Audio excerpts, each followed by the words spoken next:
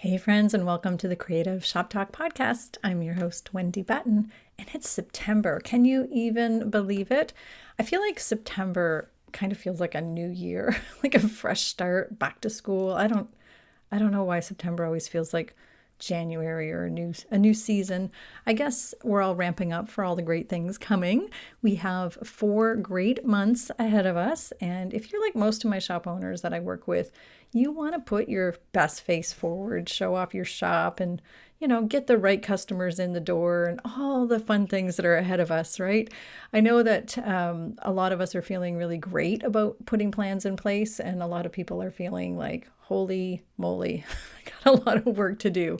So if you are like a lot of my clients right now, and that's how you're feeling, a lot of retailers are feeling that right now, you might be saying again, I just have a lot to do, and just tell me already. Like, just tell me, Wendy, how to do it. So that's one of the things that we do inside of the private coaching group, my Retailers Inner Circle. And this month especially, we have laid out all of the best holiday planning practices. We have the list of things to do, if you will. It's our 6th annual Holiday Bootcamp. It's a masterclass with 5 short videos. And what we do in that is we get you ready. Help you get yourself ready. We help you get your team ready, marketing wise, personally. And I say that because it's part of it. Like, it's part of us. Like, how do we set ourselves up for success for the rest of the year? And what does that look like? What does success look like for you? So if you are looking for more profits and you want to kind of bust that myth or I want to bust that myth, and I hope that you'll join me in that, bust the myth that you have to be working super crazy and hard and it's just inevitable. I keep saying we don't have to do that. A little bit of planning on the front of the year, or the front of the season, I should say, can really help us see more profits, more paycheck, and have way more fun this holiday. So if you want to get yourself set up, and just so that you can set it up, get ready, and then just execute and implement. That's our plan. We get you all set up, and then you can just do your thing or give it to your team. So that's what we do inside the Retailers Inner Circle. And today, that's why the podcast is brought to you by my private coaching group, the Retailers Inner Circle. And right now, if you join us, I'm adding a private coaching call with me. I don't do this very often, and it's something I love to do, but it's, the time, it's always hard. And this is where you can get my eyes on your stuff. And so I'm adding that as a bonus if you join us during this Holiday Bootcamp workshop month. We're going all in September. September is the month I really want you to join us. I always want you to join us if you're not a member already, and if you are a member, I want you to really make sure that you're taking advantage and doing the work and showing, like I say, doing the work. It's a self-guided, the bootcamp's self-guided. You watch it on your own, but coming in and asking questions, and we're there for you. We're all there. So we'd love to have you join us. And seriously, please don't stay stuck. So if you do want to join us, you can find us at wendybatten.com/join. And that's where you'll find us for the Inner Circle, or just reach out to me anytime and ask me any questions that you have, and I'll help guide you if it's the right decision for you.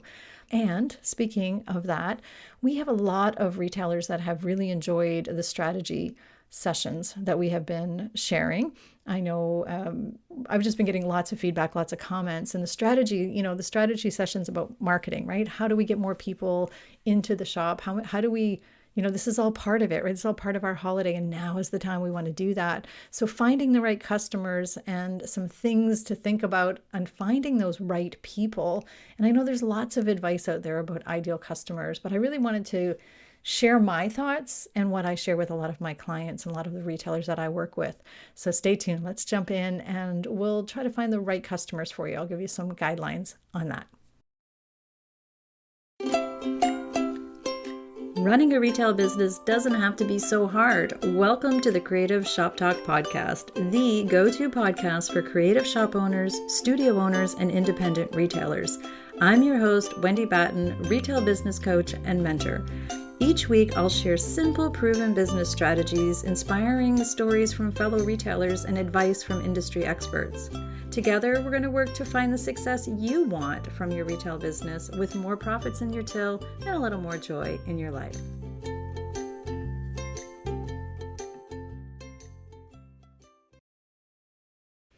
Okay, my friends. So we invest a lot of time and resources into finding new customers, right? Our energy, maybe, our signage and our team, and maybe you're paying for ads and all of these things, right?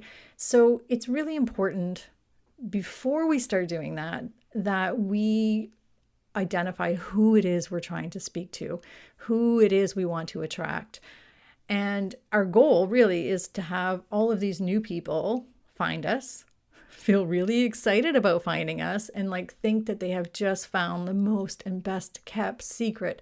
We really want them to be emotionally connected with us, whether they're walking by and they see your window and your signage on the front door, or whether they're searching for you online, or they see you online, or they stumble across you, or whether it's because they see an ad, or somebody tells them about you and they Google you.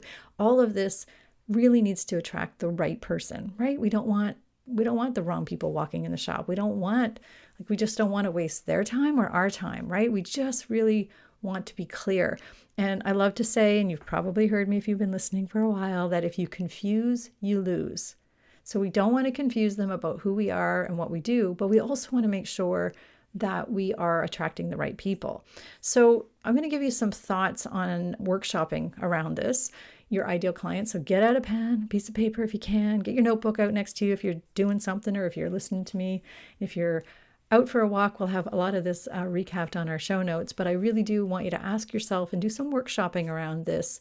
And I always laugh. This is where I'm like, be honest with yourself in some of these questions. So I've done this with a lot of my clients lately, and there's been some big aha moments, and I've seen some great changes.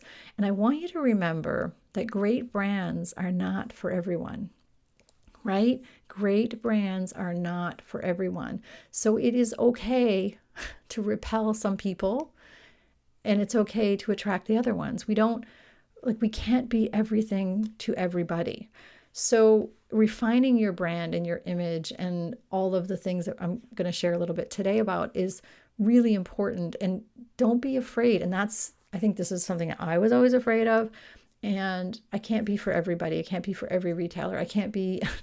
So my team, we kind of joke about, we say, I'm not for the yeah butters. If you want to come to me and all you're going to say is yeah, but I can't do that. Yeah, but my people, I'm not for the yeah butters. And it took me a long time. Maybe that's TMI and I shouldn't share all that. But, we kind of not joked about that, but I realized that I can't save the world. I'm not for everybody. So I'm for people who really want to see success and who really want to put the work in, and who have a brand and who have a shop and who have a retail store that they know is really great, and they just want to refine it and make it better. And they want to be better at be better at being a boss and be better at being the CEO. So I want you to be better at attracting the people that you're doing or that you're serving. And I do hear a lot, and again, I've fallen into this as well. We can't be for everybody. So great brands are not for everybody. That is something I want you to put in your head over and over again. So what makes you stand out? What makes you so awesome for your people? This is something that you have to identify. What makes you special so that you're not basically competing with the shop down the street? This is one thing that I always ask myself first. And why are you different? And think of those questions or those answers. And then, thinking about who we want to serve. So who do you want to serve in your shop? Who are the ideal clients versus who are you currently serving? So there's sometimes a difference in that. Maybe right now you're catering or you're serving or you're trying to fit the need of a lot of different types of clients, and it's hard, and maybe they're bartering or I don't know, or maybe they're just not the right clients for you. Who do you want to serve? And, think of your ideal clients, the ones that you love, the ones who spend, the ones who are easy, because there is a tax for, I always say tax, but there is a pain point to some customers, the difficulty that we might have serving them. I'll leave it at that. So y'all know what I'm talking about, right? So thinking about the ideal clients, the ones that you want more of, the ones that are awesome and spenders and, part of your community, and they love what you're doing, and they're willing to spend it. They're willing to shop at your shop. So who are those people? And start really refining what that looks like. One of the other things that we like to do is thinking of like 3 to 5 words that you would love your ideal client to feel when they experience your shop. So 3 to 5 words that describe, words, I guess, that your ideal client, that you want them to feel when they experience your brand or your shop. So that's going to kind of help you guide a little bit as well too. And then the next part, like the next thing I wanted to mention was that we have to think about everything about our brand. This is the part nobody likes, or you have to really think about sometimes. Everything about our brand, it's from their point of view, not ours. So what are they thinking of us? What are they like? We write down all these words about our brand and what it represents and what we think and, what our values are and our mission and all this stuff and, what we want to be. But really, it's what our customers say we are, right? So it's what our customers say are. So what do say we are? What do our customers, what's our reputation with our customers? What are the words they use to describe? I'm, again, thinking about those ideal clients. So we have to always kind of be aware of that and how we're showing up. So on that note, we have to really think about what would your ideal client want to come to you for? What would your ideal client want to come to you for? Again, might seem like a silly question, but I want you to think about a place like Target or Magnolia or Whole Foods. We kind of, when we hear those names, we kind of know what people want to go to those shops for. And making sure that we are filling that bucket or that answer for those people. So another thing that we always, kind of talk about, and again, I know I'm just going to get a workshop around all of these thoughts and feelings, I guess, as we're going through it. But, and it can't just be about our likes and desires. And this is another thing that really, sometimes it hurts. Sometimes it's like, oh, crap. I mean, I just really realize that this is work. This is what they want from me. This isn't necessarily always what I want, but what would they buy? And what would they, buy into, and what do they want to see? So this does include your intuition and you doing the work, which is what we're doing right now. This doesn't mean we change our brand, but this can be sometimes really eye-opening. So what happens is with this, we're identifying our ideal client, we're using our intuition, and we're also doing this work of really thinking about what they want and what they need from us. So we're going to stay aligned with our brand. We're not going to go off brand. We're not going to start selling snow tires. If we're a gift shop, right? I always joke about that. And I know you've heard me joke about it before, but we're going to stay on brand, but we're really going to think about what it is we are selling. And it isn't us. We're not the buyers. We're not the people who spend the money. It's the people who spend the money that get the vote of what we serve them, right? And again, using our brands and aligning with our brands, aligning with our, our brand's integrity and what we do here and what people would be coming in for, and then refining our product lines to them. Again, our brands are all built up and our shops are built up by the people who come in the door and spend the money. That's our ideal clients, right? So some shifts that I've seen with a few retailer clients lately, just to give you an example about what we might have to shift a little bit in our product line maybe. And again, sometimes it can be eye-opening, I guess, is the, it was painful for one of my clients, I guess, is where I'm trying to go with this, but it was also really eye-opening. So I have a client who has a candy shop. She sells beautiful candies. She's well-known, people come to her, but she realized her really true ideal client wanted almost a next level, a little more complicated, a little more fine, higher end chocolates. So she started really paying attention to that and added that as part of her inventory, part of her services, part of the things that she did, part of the things that she sold. And it took off like hotcakes. She changed the packaging. She had a little bit more refined boxes. I'm saying boxes. I'm the bags and the boxes and the packaging that she served those chocolates in, because that client wanted that next little level, little fancier stuff. And so, she put her prices up and she did all of that and is doing fabulous with that. I have another client who has a furniture shop, sells really beautiful furniture, realized that her people wanted also to like smaller things. They wanted smaller things like consumables, like she brought in candles and a smaller home decor. And it wasn't really what she wanted to get into, but it has been amazing because now people come in not just for their furniture, but they're also coming in for the smaller consumables and the services. She added different services. And by services, I mean, she realized that she could be of service to her clients if she added things like other people in the community. Like she built collaborations with other people in her community that could help her clients. Like an upholsterer and a few different things like that. I'm trying to think of all of the services, but she added that. So it wasn't something that at first she wanted to do. It wasn't part of her business plan and all of that, but it's working amazing. And it's just really, really changed her numbers. And her clients are really happy. I have another client who went the other way. She had sort of a high-end gift store to what she loved. And, it just wasn't viable in her community. She just couldn't find the right people. And she's did all the things, right? And she loved this high-end brands. She had really high-end brands. And so she really had to shift that a little bit, bring it down.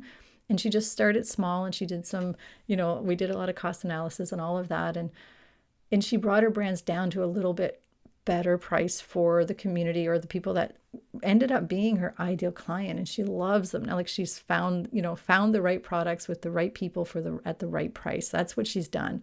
And that's the key, right? She has the right products for the right people and at the right time, right? So she's changed her buying, which has brought in new people, and now it's just going gangbusters. So we have to really play with that. So we have to really, really understand our clients. And again, it's not about us, it's about them, right? As long as we're staying aligned with our brand.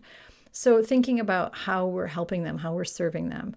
And also refining our brand sometimes also means maybe refining our style. And stay with me here. I'm not talking about completely changing your brand, but if you start thinking about, okay, my client with the chocolates and the higher end chocolates, she had to kind of also shift a little bit about the way her staff spoke to people. The vibe in her shop shifted a little bit slowly over time. Brands evolve, right? And like the feel, all of the feels in the shop changed slightly. So what do they want? What does this ideal client that you're trying to attract, what do they want when they walk in your shop? Like, how do they want to feel and what do they want to experience? So changes and shifts happen. It might even be simple signage and the fonts you use. If you have a really, really laid back casual clientele, you've realized that's who they are. Maybe the formal fonts are not good or formal signage. Like maybe we just need to chill a little bit, right? Or maybe it's the opposite. So I really want you to think about, does your style, and I'm calling it style, but like the feel and the vibe in your shop and the way you're presenting and your merchandising and everything completely align with that person that you are trying to attract? Something to think about. So the next thing is pricing. So that ideal client, we also want to think about pricing. Are they value driven? Like, would they rather have like a gift with purchase or discount driven? Like, are sales really great for them? Are they connection driven? Maybe they just want to be part of what it is you're building. I mean, I've seen we all know brands where sometimes proximity and trust, they'll pay anything for the experience of eating your cookies. I'm saying that because, and I probably should have, I'm just thinking of this now, but I mean, we were in Florida at our mastermind retreat and we stood in line for hours. Okay, I didn't stand in line for hours, but they got some kind of fast pass. There was a 3-hour wait for cookies.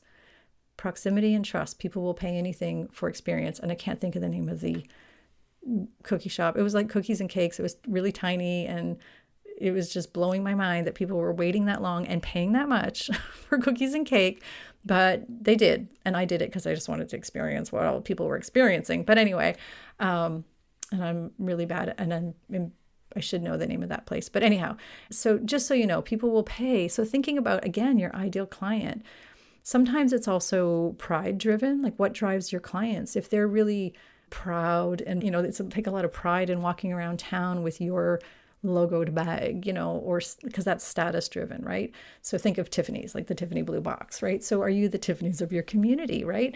So thinking about the way you're presenting yourself.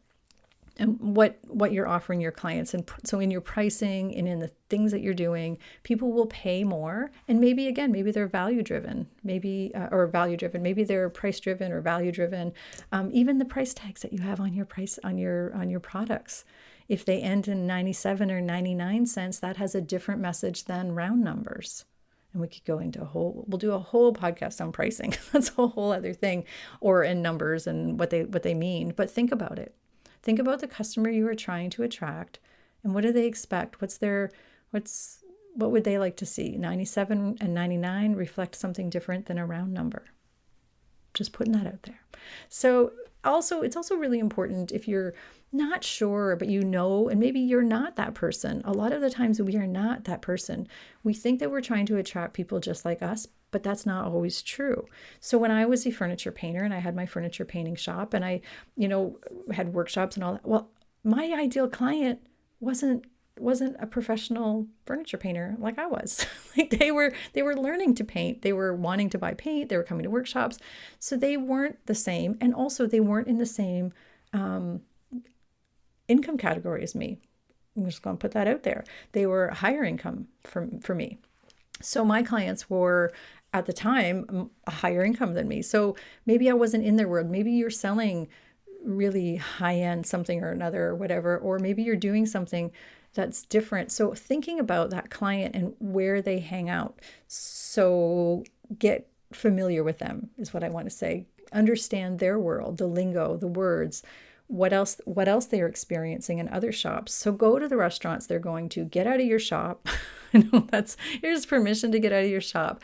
Hang out, follow, figure out where they're hanging out, even on Instagram. Speak the way they speak. Where else in town are they going? Are they going to, are they going to the spa or the opera house, or are they going to the local little coffee shop next door? Like, where are they hanging out?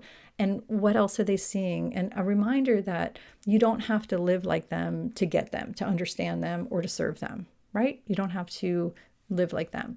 And I think, again, that's something that a lot of us, we want to serve people. We want to help them. We want to, do things that's if you're listening, that's probably what you're doing in your business. You probably really love what you're doing, your products, your services, your people, you just love them. So we want to make sure we're serving them to the best. We really need to understand them. So I'm hoping that this has helped you just sort of workshop through some of the things around serving your ideal clients. And I know there's all kinds of worksheets, there's all kinds of chat about it, but really just thinking about putting yourself in their shoes and what do they expect from you, from your brand, from your pricing, from your services. And, then you'll refine your content, you'll refine what you say, you'll refine how you serve them, you'll refine how your shop looks. This is, again, just elevating our shop, right? So we're putting the messaging out there. When you go back to your visibility strategies and, start thinking about how are we going to attract new people? How are we going to get people in the community to talk about us? Chatter matters. I know I say that all the time. Chatter matters. Well, we want to make sure the right chatter is happening around the right people. We want to make sure that it's, what we do and who we serve and how we do it is clear, right? If you confuse, you lose. So we want to make sure that your great brand, reminder that your great brand is not for everybody. So we really want to attract the ones that you are for. All right, my friends, I hope you found this helpful. Hope you're workshopping around that. I hope you'll consider, if you aren't already a member of the Retailers Inner Circle, I hope you'll consider joining us. This September is it's September and October, hot. It's really going to be great inside the Inner Circle. We're just really working hard to make sure that we are attracting the right customers and doing the right things to really elevate our businesses and see great success. We have 4 months. Actually, I say 5 months because I really say into January. We can have a great January if we do the right things and we set the right things up now. So there's my spiel. Hope you'll join us inside the Retailers Inner Circle. Again, wendybatten.com/join. And also connect with me on Instagram. And don't forget to leave us a review here on the podcast. If you can, that would be so kind. I would really appreciate that. It really helps us connect to other retailers that may find this podcast useful as well. So have a great rest of your day, and we'll see you here next week.